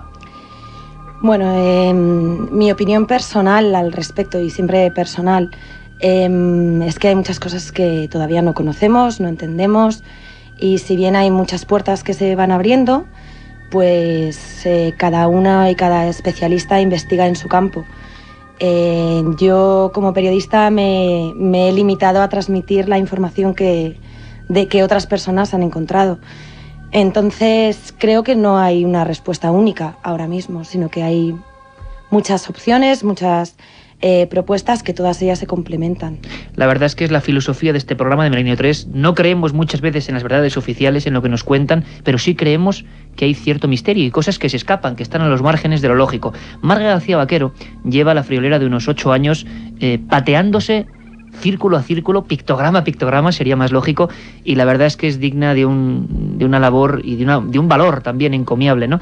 El valor de esos aventureros e investigadores. Nos sentimos totalmente hermanados con esa filosofía, y gracias a ella tenemos información de última hora, tenemos nuevos documentos y tenemos el latido vivo de lo que está pasando ahora mismo, ¿no? La freíamos a preguntas prácticamente fuera del estudio. Marga, bienvenida, buenas noches. Hola, buenas noches, Iker. Atrapa el misterio de los círculos cuando uno, imagino, que los ve en vivo, ¿no? ¿Cómo es la impresión la primera vez que tú intentas recordarnos, te topas con una de estas formaciones allí en Inglaterra? Bueno, es un fenómeno muy curioso, ¿no? Porque yo realmente empecé a investigar sobre esto sin proponérmelo, fue por pura curiosidad, nada más, al vivir ahí. Entonces, el primer círculo que fui me acordaré toda la vida, porque... Como para olvidarlo, ¿no? Exactamente, ¿no?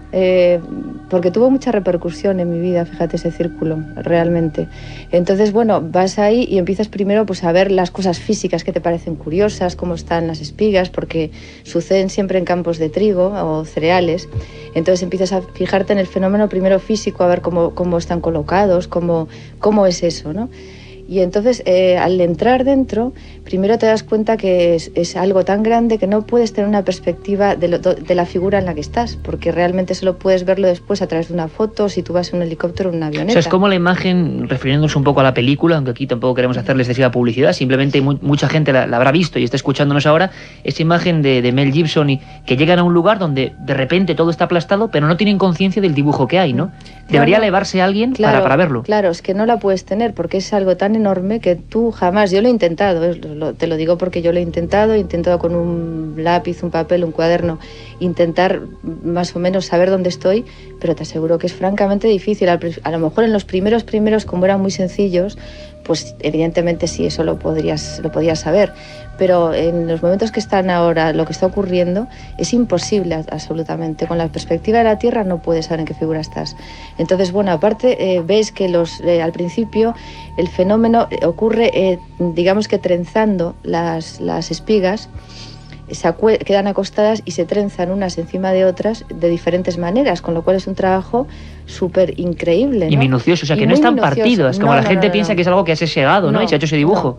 No, lo que ocurre es que hay un fenómeno de efecto microondas, esto analizado a nivel científico, en el cual los tallos de las espigas, que es lo que hace que permanezcan rígidas, sufren un proceso de deshidratación, con lo cual que hace que se tumben las espigas. Entonces, al no poder estar rígidas, están tumbadas todo el tiempo. Pero nunca... hay una cosa que es muy importante, creo decir, que se demuestra un gran respeto por la vida, porque no hay destrucción dentro del círculo. O sea, lo que hay es simplemente tumbadas las espigas, se van entrelazando y con ese entrelazado, digamos que crean la profundidad del dibujo que aparece en el círculo. Y tú, Marta, cuando te encuentras con aquel... hablamos del año 94 más o menos, sí, ¿no? Tú te encuentras con aquel primer círculo casi de casualidad, como es todo lo increíble que nos pasa en la vida. Llegas ahí, dices, esto es un enigma que hace falta meterse a fondo, ¿no? Imagino. Sí, bueno, más que nada, digamos que me atrajo profundamente de una manera que yo necesitaba, pues ir mirando más, pues buscando algo que ni siquiera yo misma sabía lo que estaba buscando, ¿eh? Era un acto de curiosidad al principio, pero después, bueno, pues me ha llevado a algo que yo jamás me pude imaginar, ¿no?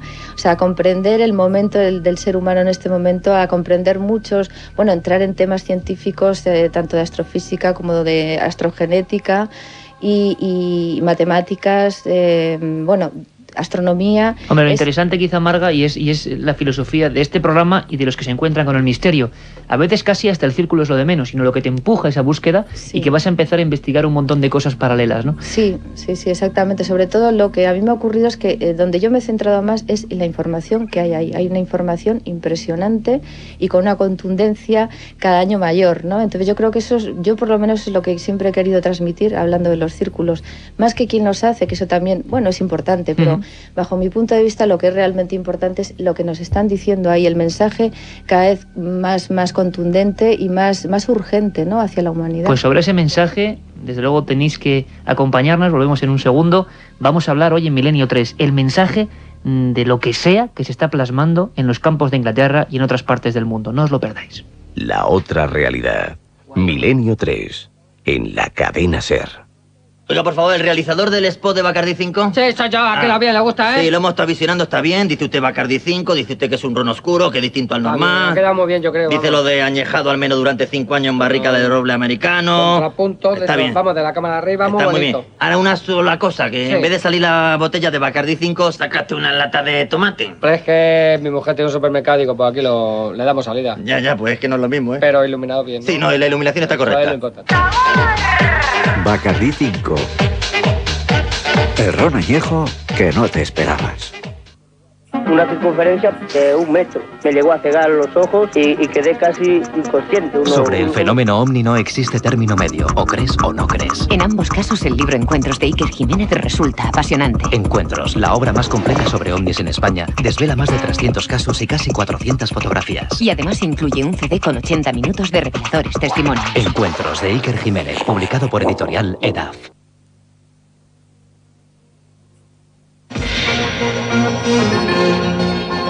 La otra realidad. Milenio 3.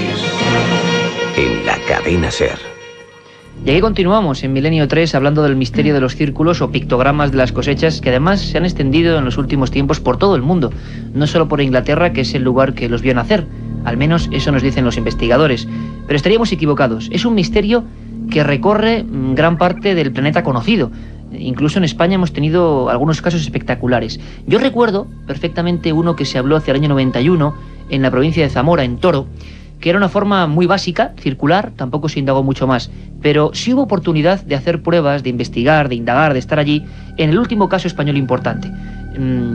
tenemos a Susana Díaz del País y tenemos a Marga García Vaquero, que ha pasado años investigando el tema en Inglaterra, y queremos saber aún más. Queremos que la gente que nos escucha sepa qué pasó en España hace un par de años en un lugar de Lérida, en Els Omellons. Quizá quien mejor investigó ese asunto es un colega, redactor jefe de la revista Más Allá. Él es Josep Guijarro y creo que ya nos escucha. Josep, buenas noches. Muy buenas noches, Iker. Tú estuviste allí en Els Omellons y quizás sería el último expediente circular, ¿no? Podríamos llamarlo así, ocurrido en nuestro país, ¿no? Qué duda cabe. Además, asombrosísimo, porque cuando apareció la noticia en la prensa, el 23 de febrero del año 2000, acudí presto, vamos, el mismo día en la que aparecía el recorte, al día siguiente estábamos en ese campo, el amigo común y también colaborador de tu programa, Javier Sierra, y un servidor, para ver qué es lo que sucedía en ese campo de cebada de esta pequeñísima localidad de Las Garrigas.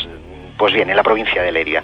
¿Qué es lo que se veía, Josep? Eran dos círculos en vez de uno. Eran dos gigantescos círculos que estaban muy cerca, por un lado, de la vía del tren y de una carretera desde la que se podía ver perfectamente el pictograma, porque estaba en un paso elevado, de 35 metros de diámetro el primero y de 26 metros de diámetro el segundo. En su interior había un círculo más pequeño de 4 metros y medio aproximadamente en su centro, haciendo una figura concéntrica, y habían aparecido misteriosamente de un día para otro. Destacaban muchísimo del resto de la cosecha, porque a pesar de que no estaba muy alto la cebada, sí que una tenía una coloración verdísima y contrastaba con la figura del pictograma, que era ni más ni menos que amarillo chillón.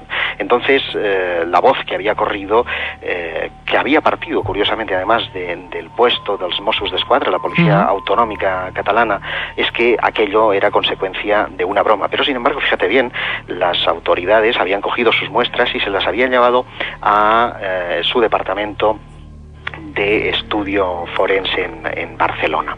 Entonces, bueno, nosotros cogimos muestras, tomamos de fuera y de dentro de estos círculos, los llevamos a analizar a 3 laboratorios distintos, y lo asombroso fue que no era ningún pesticida ni ninguna sustancia química, sino que lo que podía haber afectado, haciendo diversos ensayos a cebada de estas características, era posiblemente una radiación por microondas, lo cual nos recordaba poderosamente algunos casos de efecto de ovnis sobre plantaciones, sobre el terreno, que habían sucedido en Francia y en otros lugares y que figuraron en informes gubernamentales, como es el caso del prestigioso informe Josep, Cometa. Y una cosa importante, hoy en día, nos comentabas antes que en ese mismo lugar del Omellons sigue más o menos el asunto perfectamente visible, ¿no? Es que pasó una cosa muy curiosa, ¿no? Porque el responsable del campo, el pagés, el campesino,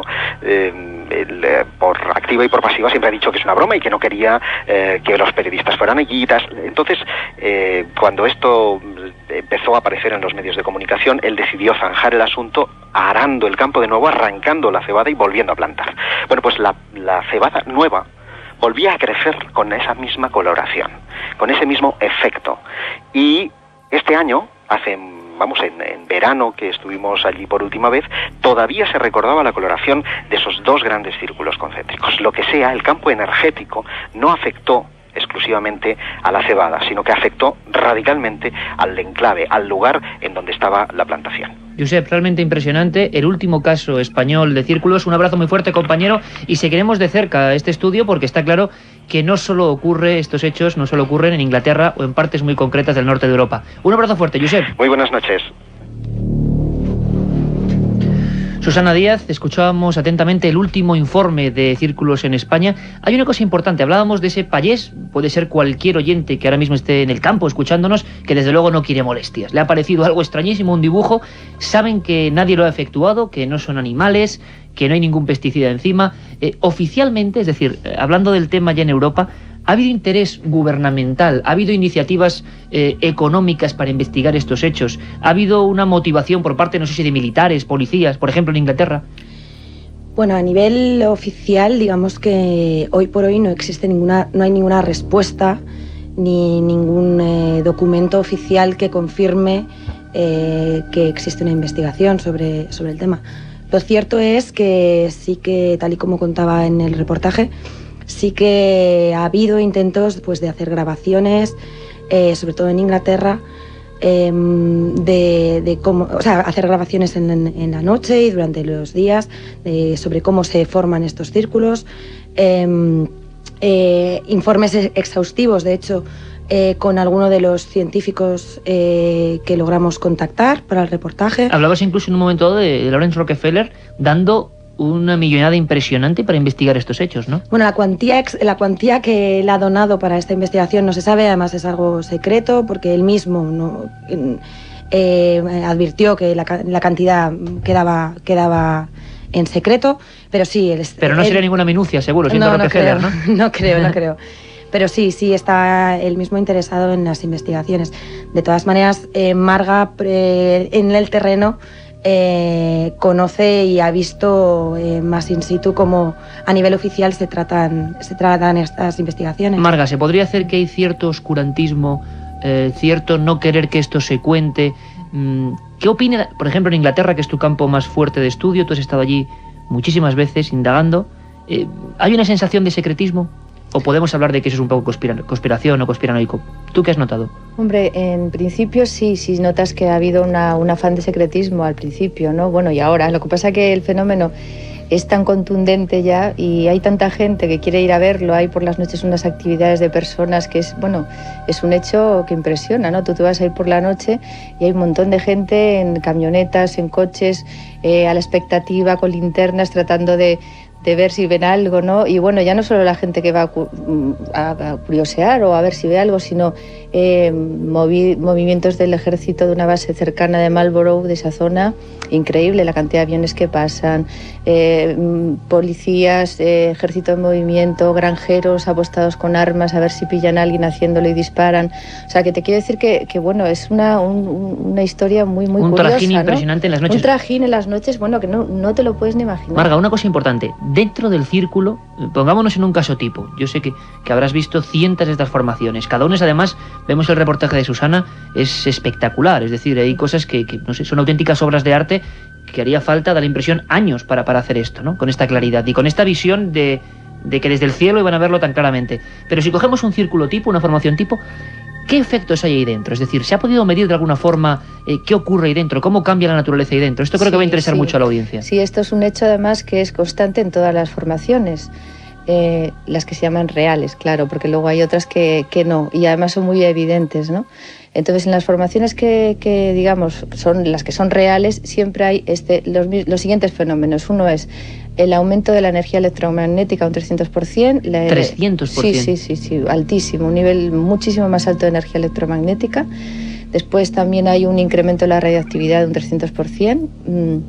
Y después hay un proceso molecular en todas las plantas que están dentro del círculo, después de los análisis que se han hecho, que toda la cristalización molecular de estas plantas no tiene nada que ver con el resto de la zona del campo donde está el círculo. O, bueno, o sea, algo, digamos, que muta el interior de las cosas biológicas. Sí, lo que se ha visto es que lo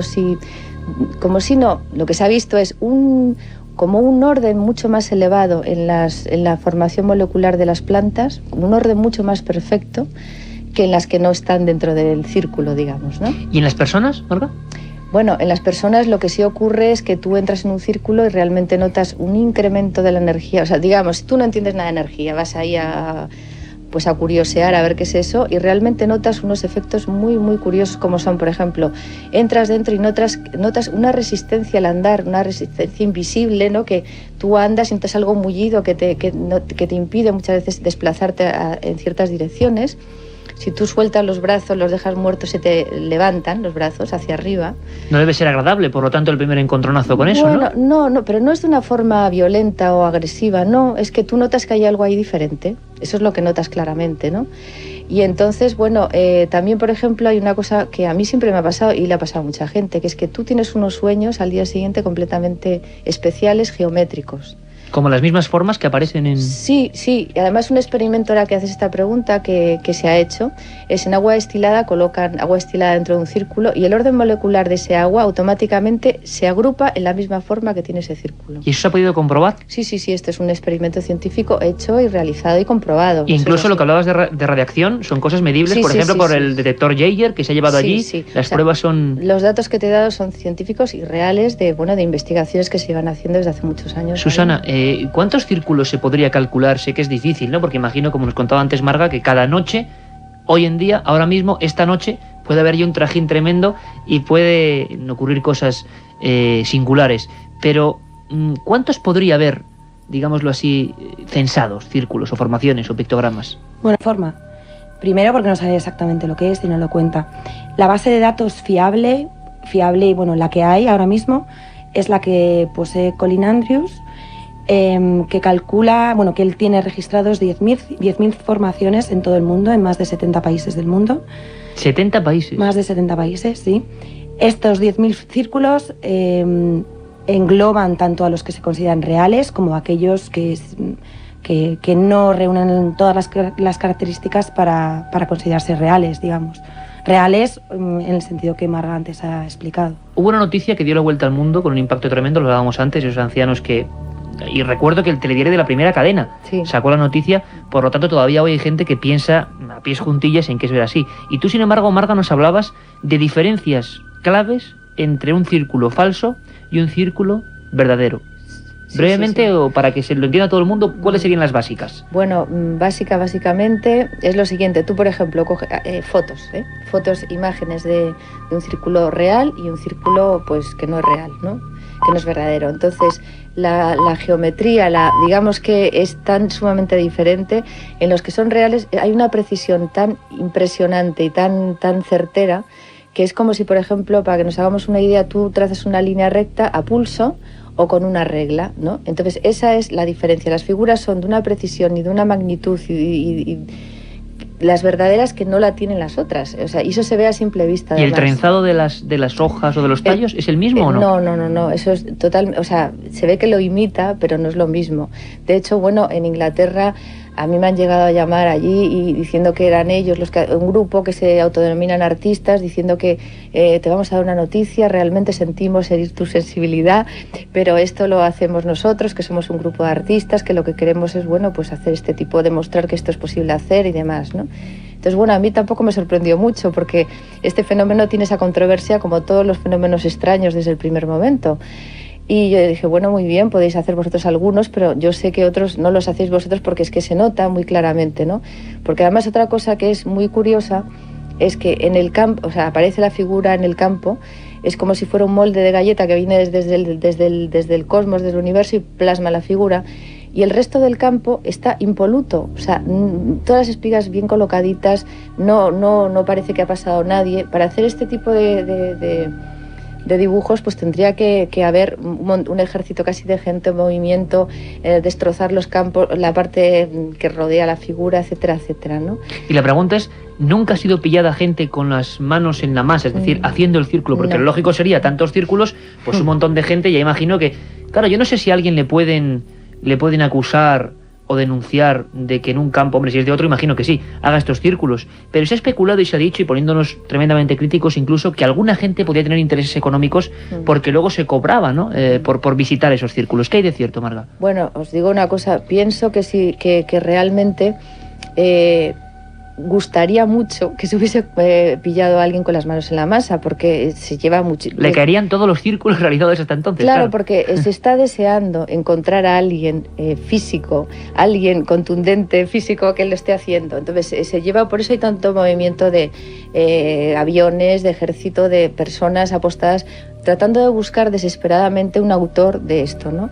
Entonces yo lo único que os puedo decir es que nadie ha podido encontrar a ningún ser humano, a nadie, haciéndolo ahí, ¿no?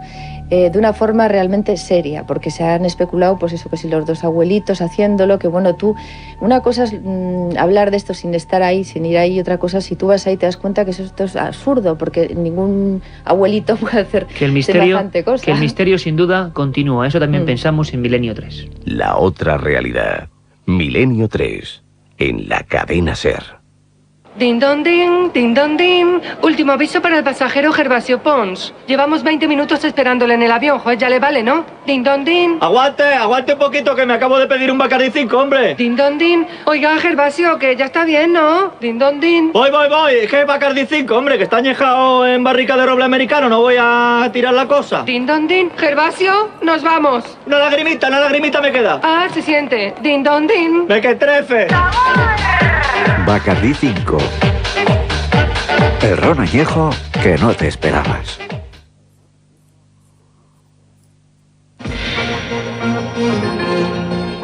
La otra realidad. Milenio 3.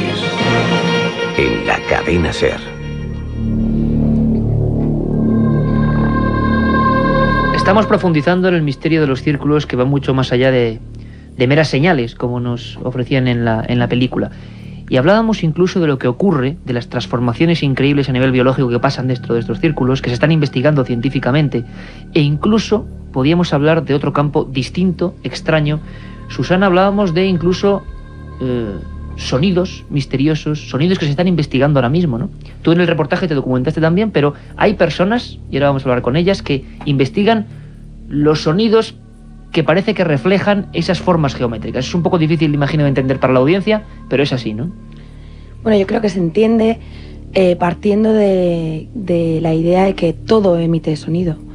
Entonces, inevitablemente estas formas, la energía que transmiten estas formas o que la alteración energética que hay en ellas también tiene un sonido. Quizás no son sonidos a los cuales estamos acostumbrados, pero sí tienen un peculiar sonido. Tenemos a un especialista, Juan Ignacio Cuesta Millán, además amigo de este equipo, un auténtico científico autodidacta que se mete en todos los berenjenales posibles y más aún cuando la técnica está por medio. Juan Ignacio, buenas noches, bienvenido a Milenio 3. Muy buenas noches, Iker. Don Juan Ignacio, pues la verdad es que hablar de sonidos de los círculos es referirse últimamente a ti, porque has hecho muchas experimentaciones y sé que es muy difícil explicar a la gente algo que quizá no se entienda muy bien en un principio. ¿Cómo es esto de que los círculos emiten sonido? Vamos a ver, expliquémoslo a la gente. Bueno, la teoría procede de un americano que se llama Freddy Silva.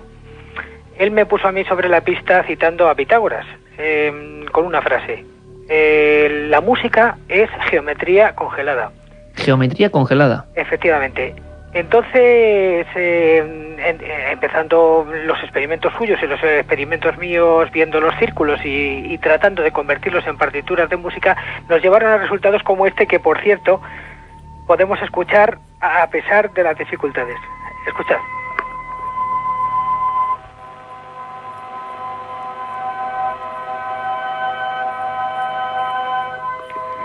Esta sería la representación de uno de esos dibujos fractales que aparecen en los círculos de cereal. Vamos a ver, Juan Ignacio. Si yo sabes que como periodista me pongo siempre en el aspecto de que todo sea lo más sencillo posible, creo que es apasionante.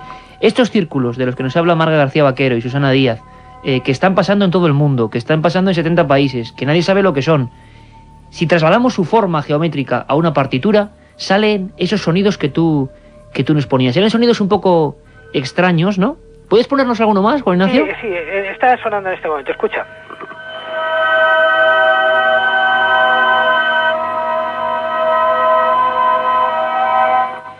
Y es un sonido coherente, es decir, eso es el sonido de estas figuras pasadas al papel de la partitura. ¿Y se puede especular o se puede saber, Juan Ignacio, qué demonios, con perdón, significa ese sonido y por qué está ahí, y por qué en ese punto, y qué tiene que ver todo esto con un mensaje aparentemente que está ahí escondido?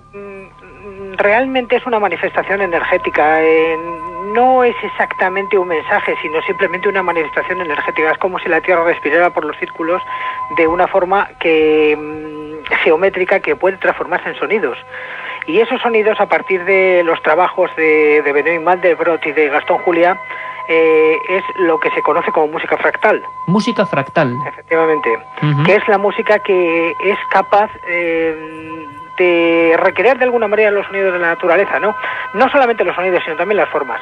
Formas y sonidos. Juan Ignacio, hablaremos de esto de verdad apasionadamente y en profundidad como se merece. Era un simple toque. Juan Ignacio Cuesta Millán, doctor en periodismo, y hay que decir que una persona de espíritu renacentista que ahora mismo Yo cuando le veo siempre está rodeado de ordenadores, de órganos, de computadoras, intentando investigar, como ahora mismo, ¿verdad, compañero? Juan Ignacio, te invitamos a esta mesa muy prontito. Un abrazo muy fuerte, compañero. Cuando tú quieras, si quieres. Marga, los sonidos de los círculos, claro, bueno, hemos hecho todo un poco, hemos atracado prácticamente a Juan Ignacio en su estudio de grabaciones, y tú hablabas desde el principio que está claro que, bueno, que puede haber fraudes en algunos casos, que la mayoría quizá no sean fraudes, pero que hay algo todavía más fuerte que podía ser la filosofía de este tema, es decir, esto nos está alertando de algo, nos está indicando algo. Bueno, yo creo que nos está indicando muchísimo, ¿no? Digamos, un mensaje para el ser humano, ¿no? Yo esa es la conclusión que he llegado después de tantos años de investigación. Están íntimamente ligados con el ser humano y con la Tierra, y también con el universo, el espacio. Entonces, bueno, digamos que el círculo, por su forma geométrica, los círculos con su forma geométrica, la constante matemática que siempre es la misma en todos, ese es el vínculo de unión que yo he encontrado entre la geometría del universo, del vacío famoso, de qué está estructurado el vacío, el código genético del ser humano y también de la Tierra. O sea, la Tierra está en un momento de cambio muy grande a nivel ser como planeta, y en el cual hay esto es un cambio dramático para muchos, ¿no? Un cambio muy grande para todos, porque realmente la Tierra en este momento, sus campos electromagnéticos están decreciendo a una velocidad muy, muy rápida. Las noticias constantemente nos hablan, ¿verdad?, de calentamiento del planeta, bueno, un montón de cosas que igual son sueltas, pero que generan un momento bastante complicado, ¿no? Y bueno, en España pues no se habla de esto, pero en otros países como Estados Unidos e Inglaterra, sí se habla de esto como un hecho científico. Se dice que nos estamos aproximando al punto cero de materia y que la Tierra la vibración de la Tierra está aumentando, la rata vibratoria está aumentando hasta alcanzar los 13 megahercios, antes vibraba en 8 megahercios, y los campos electromagnéticos están decreciendo hasta que no haya campo electromagnético ninguno. Esto es lo que sería alcanzar el punto cero de materia, que es en el cual un estado de vacuidad en el cual se mueve, es la base de la creación, es, digamos, la misma composición química que existe en el universo. Pero de todas formas, Marga, es decir, en la introducción anterior, Carlos Barroso nos hablaba, primero que se hablaba de extraterrestres, ¿verdad? Todo el mundo se asiente, al principio quizás las formas circulares, la gente pensaba en naves que bajaban y igual dejaban eso. Y luego ha habido teorías, yo recuerdo a un viejo amigo, Colin Bloy, que hablaba, le he escuchado hablar en alguna ocasión, de un mensaje, bueno, la teoría de Gaia, de la Tierra, y quizá también nos dirigimos a un público nada especializado, ¿no? Entonces, la teoría de un ente como el planeta, como algo vivo, que evidentemente es algo vivo, claro, pero que nos está alertando o diciendo auxilio, ¿esto podría ser algo por el estilo? Yo creo que, yo creo en esa teoría firmemente, pienso que la Tierra es un ser vivo, porque creo que todo está vivo en el universo, no hay nada que esté muerto, inerte, ¿eh? Entonces nosotros estamos en la Tierra, es nuestra casa, es nuestra madre, formamos parte de ella evidentemente, y estamos vinculados, estrechamente vinculados a ella. Nuestras civilizaciones existen porque estamos en la Tierra, porque estamos en esta materia, en esta vibración de materia que es la Tierra, ¿no? Entonces creo que es eso, y por supuesto también es como una comunicación entre la Tierra, el ser humano y también el espacio, porque en las civilizaciones muy antiguas de las que hemos perdido memoria, el conocimiento que había en ellas era de una tecnología muy superior, en el cual había una unión entre lo científico y lo espiritual. Y, que se ha perdido por completo. Se ha perdido, tenemos una amnesia absoluta de nuestro pasado más remoto, ¿no? Y todos los monumentos que nos llaman tanto la atención como pirámides, etcétera, es un recuerdo de todo esto que existió. Entonces, pues, en esa época había una tecnología que utilizaba la unión permanente del cosmos con la Tierra. O sea, ese vínculo de unión se hacía a través de, digamos, de un conocimiento electromagnético en el cual la energía del Sol y de la Luna eran transportadas por una serie de ríos, digamos, de ríos energéticos construidos por el hombre, ¿no? Pero sin embargo, Marga, lo que la gente quizá no puede entender, tú estás remitiéndote ya al pasado de la humanidad, que desde luego hablaremos de ello en profundidad en muchos programas, porque está lleno de enigmas y misterios que todavía no controlamos muy bien. Cada parte del planeta tiene un punto en el que, caramba, esto no casa, esto no encaja, pero sin embargo, ¿podía haber círculos en aquella época también? Es decir, ¿o esto es un fenómeno que surge ahora en los años 80, 90 o final de los 70 alertándonos de algo? Porque la teoría esa también es un poco como, caramba, da un poco de miedo, ¿no? Sí, Parece pero que la Tierra está diciendo, oye, que ya estamos al final, ¿o qué? No, pero yo lo que quiero transmitir aquí es que realmente no hay que tener ningún tipo de miedo ni catastrofismo a lo que está pasando, porque lo que está pasando es un cambio, una mutación que ha ocurrido en la Tierra y en el universo, porque siempre está ocurriendo cíclicamente, ¿no? Ocurrió en los mayas, antes de los mayas, o sea, digamos que la vida tiene ciclos de cambio y nosotros estamos inmersos en uno de ellos porque estamos viviendo, estamos en la vida. Y los círculos serían como un indicativo de que estamos a punto de ese cambio, ese punto de inflexión, quizás. Los círculos nos están pues avisando, informando de muchas cosas de las que están ocurriendo, están aliviando mucha tensión también en el campo electromagnético de la Tierra, porque todos los círculos aparecen cerca de unas líneas telúricas muy concretas, no aparecen en cualquier lado, no aparecen por casualidad aquí y allá, sino que son elegidos cuidadosamente sus lugares. Es decir, que no es porque sí, que le aparezca en un prado. Si apareció en Lérida o apareció en Toro, podría ser por algo, habría que preguntárselo. Susana hablaba de 70 países del mundo con círculos saliendo constantemente. Tú, cuando has hecho este reportaje, la teoría del fraude todavía cobraba peso, es decir, la gente que tú, no solo Marga y los demás especialistas que has consultado, sino tú recabando información, porque hay una pregunta importante. Hay gente que dice, a ver qué opinas de esto, Susana, que algunas de estas formaciones muy espectaculares, y eso también Marga tendría mucho que decir, luego realmente, yo os lo digo porque esto yo lo he escuchado y me pongo aquí como abogado del diablo, que realmente no están, es decir, que programas informáticos muy importantes, vía Photoshop o lo que fuera, han generado, y como Internet está siendo uno de los grandes transportadores del mundo de los círculos, hay gente que piensa que efectivamente estas imágenes impresionantes están en la pantalla del ordenador, pero no en la realidad. Bueno, y luego tú, Marga...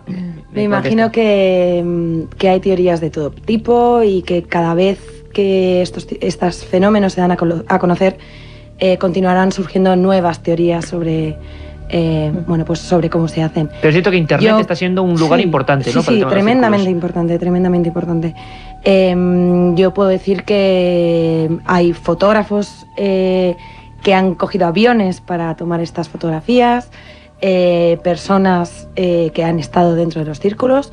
Con ello no digo que todos ellos sean verdaderos, sino simplemente... No, está demostrado, por decir, como hablamos, que un porcentaje sí que hay de fraude. Exactamente. Marga, una cosa, estas fotografías impresionantes del reportaje del País Semanal de Susana Díaz, que han dejado a todo el mundo un poco escalofriado, ¿no? La gente, yo lo he comprobado porque decían, caramba, pero esto es posible. Es cierto, podemos decir que muchos de estos, de los más raros, con forma de flor, tú los has visto, algunos de los más raros, ¿no? Y están ahí. Sí, os lo puedo garantizar, vamos, fehacientemente. Yo he estado ahí desde hace años viéndolos y entrando en ellos, y os aseguro que es un hecho absolutamente real. Estás preparando además un libro, documentándote para hacer un estudio, para que la gente vea que no es solo vía internet, sino que tú estabas allí. Sí, un hecho, además con pruebas científicas, ¿no? Aparte de mi experiencia personal, y os aseguro que es un hecho real, y de hecho yo solo digo que el que quiera que vaya a verlo, porque si tú oyes hablar del tema y tal, pues es normal que no lo entiendas o que te pueda parecer que es un montaje o lo que sea. Sí, siempre lo lejano, ¿no? Nos parece como bueno. Pero yo os digo que el que quiera ir, que lo vaya a ver, porque es que además merece la pena la sensación de probar, el entrar en un círculo, ¿no? Y darte cuenta por tus propios medios de que eso es cierto, ¿no? Claro. Yo os puedo dar mi experiencia y fehacientemente digo que es un hecho que ocurre cada año con más incremento, con más cada vez más complejidad. Y que el mensaje cada vez es mayor sobre el cambio en el que estamos viviendo en este momento en el planeta como seres humanos, el propio planeta, y que dice, somos parte de un todo, no existimos aislados, porque yo creo que la civilización, el problema que tiene ahora es que nos creemos que somos seres aislados, que podemos destruir todo porque no importa lo que hagamos en beneficio nuestro, ¿no? Y eso es el error, no es ese, y el mensaje nos dicen, estamos todos unidos con el universo, estamos todos unidos a la vida. Ese es el mensaje más grande. Podría decirse, Marga, que hay una conciencia cósmica en esos dibujos. Alfredo Moreno, nuestro técnico, siempre fielmente llevando estos mandos de la nave del misterio, me asiente porque estoy seguro que él se vendría con nosotros a hacer un programa desde un círculo. Me dice que sí, Alfredo, claro que sí. Menuda experiencia, ¿verdad? De verdad que emitir sí. Para todo el mundo desde una campiña. Y no digamos que no, porque en este programa podemos hacerlo. Susana dice que se apunta, por supuesto, y Carmen Porter, que la tenemos aquí, nuestra redactora. Aparte, perdona que te interrumpa, es que es divertido, porque el trasiego que hay ahí montado todas las noches es una cosa, bueno, es en verano, porque esto solamente ocurre cuando están las cosas altas. Importante, claro, es verdad, no lo hemos preguntado. Decirlo. Entonces solamente ocurre en verano, digamos que desde junio, bueno, ya últimamente como aparecen cada vez más, desde mayo ya en cosechas de colza aparecen, pero solamente ocurre, puede ir uno a verlo en épocas de verano. En épocas donde está la cosecha alta. Pues vamos a ver, de verdad, Marga, si organizamos un viaje, porque sería yo creo que al menos para España, una experiencia única, radio en vivo desde allí. Pues Carmen sí. Carmen Porter, para la revista Enigmas, redactora de ese medio y de este medio, que es Milenio 3, habló de un reportaje que también tuvo mucha repercusión, porque parece ser, Carmen, no sé si estoy en lo cierto, que en países del norte de Europa, y no solo en el campo, sino incluso en la nieve y en otros lugares, estaban empezando a aparecer círculos. ¿Esto es cierto? Sí, Iker, yo el reportaje lo hice aproximadamente hace 3 años y cuando me estaba documentando sobre él me llevé una grata impresión al comprobar que no solo en los círculos de trigo o de cebada donde se daban este tipo de formaciones, sino que también en sitios, como tú bien has dicho, como la nieve o incluso en un lago helado, en el hielo por encima del lago había 3 formaciones circulares, una de ellas mucho más grande, como los primeros círculos que surgieron en Inglaterra, que eran unas formaciones muy sencillas, un círculo y otros 2 más pequeños debajo. También tengo que decirte que no he vuelto a tener ninguna noticia con respecto a los círculos que se haya producido pues en estos medios, tanto en la nieve como en el hielo. Pero en esa época, final del 99, al menos había informaciones a este respecto. Me gustaría añadir una cosa a lo Susana. que ha comentado Carmen. Y según lo que yo he podido investigar, hay una enorme dificultad para identificar dónde están los círculos, porque si no son en las zonas que ya están, como en el sur de Inglaterra o en lugares donde hay poblaciones, pues evidentemente no hay mucha gente que pase por zonas del norte de Europa remotas. Entonces, ese es uno de los grandes problemas para identificar dónde se encuentran los círculos. Es como siempre, es un apunte importantísimo. A mí hace poco, hablando verdad, además hay que saludar a la gente de Valladolid, que ha llenado con 700 personas prácticamente el aforo de Caja Rural de Valladolid, cuando fuimos allí a presentar los últimos libros y a hablar un poco del programa, y nos preguntaban de fenómenos extraños, de ovnis. ¿Por qué hay más en una zona que en otra? Oiga, quizá también es porque hay menos gente en algunos sitios para contar estos hechos, porque quizás ocurre en el norte de Ucrania y ahí no hay ningún investigador, no hay ninguna Marga García Vaquero para traer la información, ¿no? De verdad que se nos queda cortísimo, que esto es un breve apunte, que haremos más programas. Yo creo que la gente hoy, los cientos de miles de personas que están al otro lado en la cadena SER, viajando en sus casas, a punto de conciliar el sueño, pero aguantándose, escuchándonos a nosotros, se han quedado atrapados con el misterio de los círculos. Yo solo puedo daros, Susana, Marga, las gracias a ambas. Además es bonito. Estoy rodeado de 3 mujeres, que además luego dicen que las mujeres, pues en el mundo de la investigación se quedan un poquillo... Totalmente falso, Milenio 3 puede decir que no. 3 magníficas mujeres investigadoras. No te puedes quejar esta noche, Por supuesto que no. Y además con el espíritu reporteril, indagador y el espíritu de las personas inquietas, que es el que nos gusta en Milenio 3. Esta es vuestra casa, estáis invitadas y desde luego, Marga, prometido, igual Susana, irnos a hacer un programa a los círculos de Inglaterra. Ha sido un placer. Estupendo, Muchas gracias.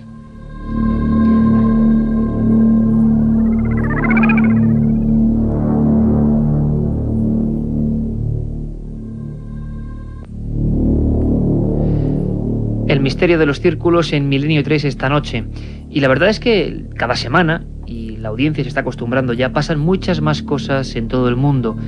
Carlos Barroso y Carmen Porter, como siempre, han estado atentos a la información.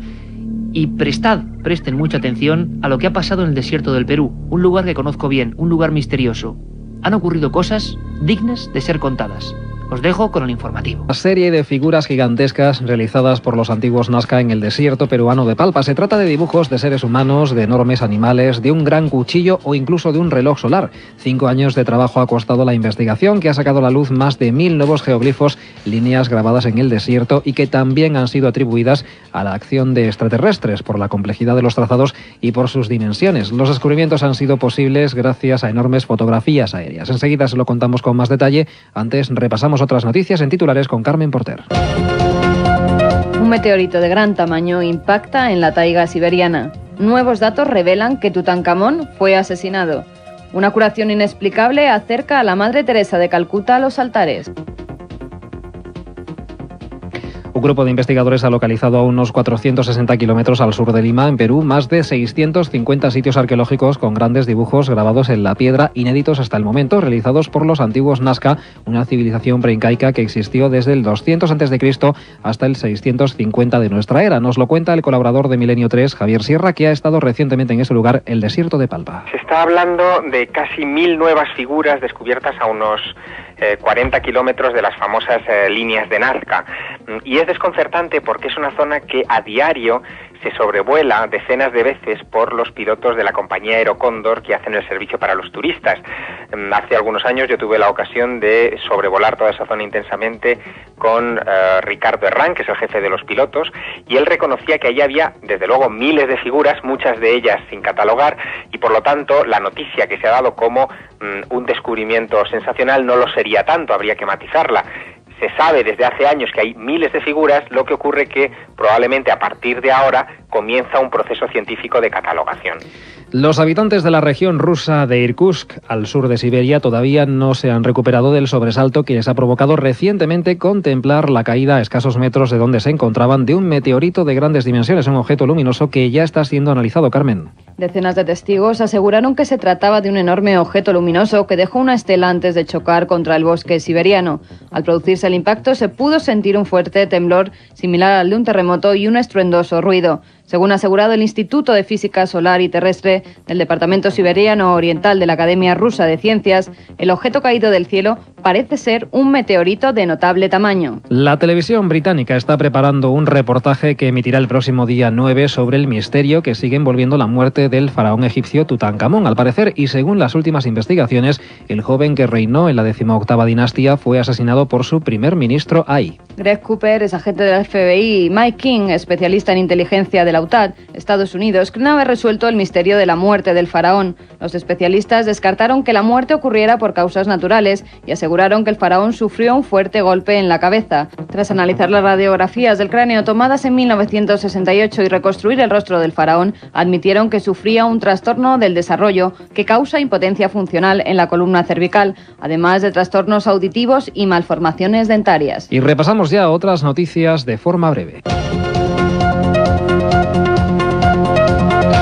Nueva especulación sobre la posible existencia de vida extraterrestre, esta vez en una luna de Júpiter. Tras el análisis de la información recabada por la sonda espacial Galileo en los últimos años, se ha podido observar una serie de fisuras y ventilaciones en la capa de hielo que tapa un océano ubicado en la luna de Europa. Estas aberturas permitirían el ingreso de gases, calor y materia orgánica a la capa de agua, mejorando así la posibilidad de que se generen organismos. Según los expertos, la posibilidad de vida en la luna de Júpiter es muy alta. Por ello, la NASA estudia la posibilidad de enviar una sonda robot que pueda perforar la capa de hielo extraterrestre. La subida a los altares de la Madre Teresa de Calcuta podría estar cerca. Mónica Berra es la campesina del norte de Bengala, Nueva Delhi, gracias a la cual la Madre Teresa de Calcuta podría ser santificada. Esta mujer tenía un tumor en el estómago que, según los médicos, tenía el tamaño de un feto de 7 meses. No podían operarla debido a su anemia, por lo que como último recurso decidió acudir a una casa para moribundos fundada por Teresa de Calcuta.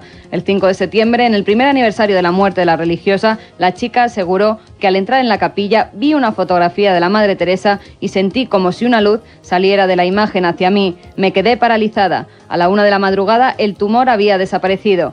Por el momento, los doctores no han encontrado explicación alguna a la curación de Mónica. Pues es todo por hoy. Más noticias en Milenio 3, como siempre, dentro de unas...